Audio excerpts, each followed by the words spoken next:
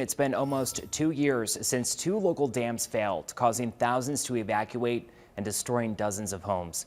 Now, a new report from the team tasked with studying the dam failures says the catastrophe was foreseeable and preventable. Developing this morning, an infant and 3 adults are dead after 3 separate shootings across Flint this weekend. Now, investigators say the gun used in the shooting was purchased by the boy's father just last week. So mass vaccination efforts in Saginaw County are underway right now at the Dell Event Center, which has been completely transformed into this neighborhood mass vaccination clinic. Also receiving a threat Thursday, Freeland Community Schools, this time through an email sent to a staff member. The email was sent late last night, and the person behind it claiming they would, quote, explode Freeland High School in the near future. We do have breaking news this morning, a house fire out of Saginaw. That call came in just after midnight in the 2300 block of South Graham Road. Multiple departments responded, including Chesaning Fire and Tri-Township Fire. According to the Tri-Township Fire Chief, the entire house has substantial damage and had to be torn down. Still unfolding surging gas prices, and they could be affecting safety. A local sheriff's agency now must cut back on how much deputies drive. The Isabella County Sheriff's Office announced on Facebook it has exhausted its fuel budget and has several months to go in its fiscal year. Colette, it is quite the mess out here, I will say that for sure. And now that it is bright out, we can finally see kind of just the damage that is left here overnight. And that breaking news in just the past hour, a 16-year-old Montrose teen has been charged in the deadly February car crash that killed Flint Police Captain Colin Burney. A massive house fire breaking out this morning. Here's a live look. We have our photographer Ian on the scene right now, working to learn more, such as if the house was occupied or if there are any injuries. The Flint Fire Department is on the scene right now. We'll update you as soon as we can. Continuing coverage, Consumers Energy has determined there were no issues with its natural gas system leading up to the Flint home explosion. We are along Saginaw Street right here in Sanford. You can see the Red Oak right behind me.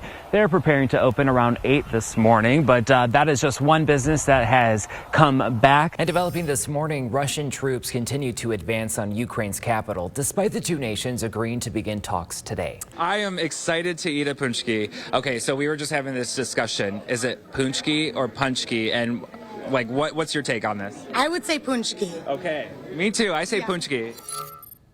A man accused in a plot to kidnap Governor Gretchen Whitmer is asking a federal judge to release him from jail pending trial. Finger pointing between the Genesee County clerk and the organizer of a recall against a Davison school board member. Batter up is right, Colette. Good morning to you. Good morning, Mid-Michigan. We are on the field here at Dow Diamond. I got my helmet on, of course, for safety.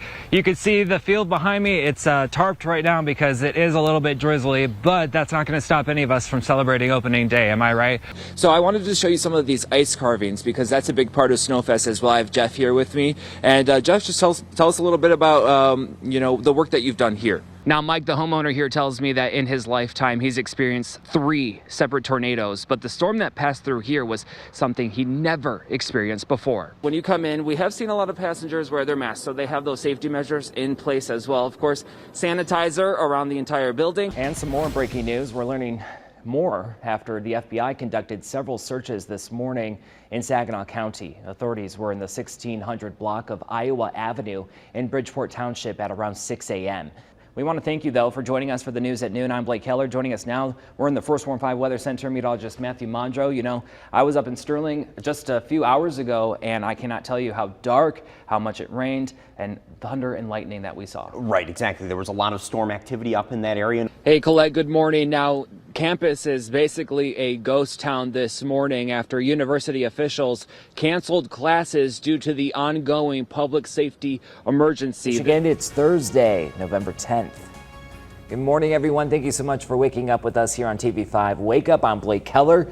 Glad you could join us. Meteorologist Matthew Mondro is here with a look at your forecast, and enjoy it while you can. We have a nice, beautiful morning so far. Yeah, very warm as you're heading out the door, and we've been talking about it this week. Yeah. That warmer weather on the way. Today is the day where we hit the 70s, and then we're back to that colder weather for the weekend. I think that is what is really crazy about it all, is the fact that we're 70s in November. Yeah. you know, we're used to those sharp cutoffs in temperatures. Yeah, but and that's usually what happens at this time of year when it's this warm, Yeah. this far into the month. Something has to happen that cools us back down very quickly, and that's what's happening tomorrow with that cold front. Matthew, thank you for that. Well, control of Congress remains undecided. Now 2 days since the midterm elections, President Biden praised the strong showing for his party, which kept off a predicted red wave. But CBS News projects the House could still go to the Republicans, while the outcome for the Senate may not come until sometime next month. Skylar Henry reports from Capitol Hill. Well, in Michigan, Democrats will control all levels of state government for the first time in nearly 40 years. Political analyst Andrea LaFontaine, who teaches government at CMU, tells TV5 why ballot issues may have turned the GOP's expected red wave into a ripple. Another big factor, redistricting. Lines for this election drawn by an independent commission, taking any built-in advantage for any party in favor of a more level playing field statewide. With a record 4 million people turning out to vote this election, citizen input is expected to continue to increase. Among changes instituted by voters Tuesday night, the passage of Proposal 3. Nearly 2.5 million voters decided abortion should be a right in the state constitution, and that reality has been a shock for opponents of that proposal. Voters said yes by a wide margin to expand voting rights in Proposal 2, and they said yes to Proposal 1, which tweaks term limits and requires lawmakers to file personal financial disclosure reports. Voters in Tuscola County rejecting a $44 million proposal that would have paid for a new jail and sheriff's office. The current facility there is 60 years old. Now, the sheriff says it is putting deputies at risk with its limited space. The proposal failed 56% to 44%. You will find more election results by going to WNEM.com. Happy Thursday, everyone. If you are up with us right now, TV5 News Time is reaching 6:07.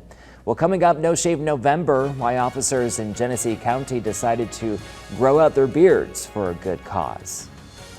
And coming up, Florida is bracing for a rare storm just a few months after Hurricane Ian. We'll tell you what is expected as Hurricane Nicole makes landfall. All right, we are tracking some gas prices for you. We're taking a live look at the mobile station on Dixie Highway in Bridgeport. Gas is $3.89 a gallon. That is a steal from other prices I've seen. Of course, the average prices that we've seen across the region are above $4. There's a look at them right now. Stick with us because Matthew has more of your forecast that is coming up in just about 2 minutes. Pick the one that you were pointing at. You could say growing produce and gardening runs in Jacob Gino's blood. Because my dad used to have a garden, and we have the huge garden in the backyard, and decided to not just have it for us and sell some stuff. It supplies the greenest of veggies. Peppers, peaches, melons, tomatoes.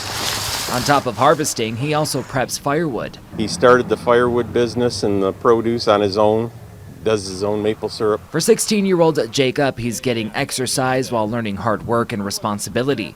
The fruits of his labor stored in this self-serve veggie stand in front of Gino's home. My dad helped me build the stand. But this problem, A lot of people stealing, not paying, keeps happening.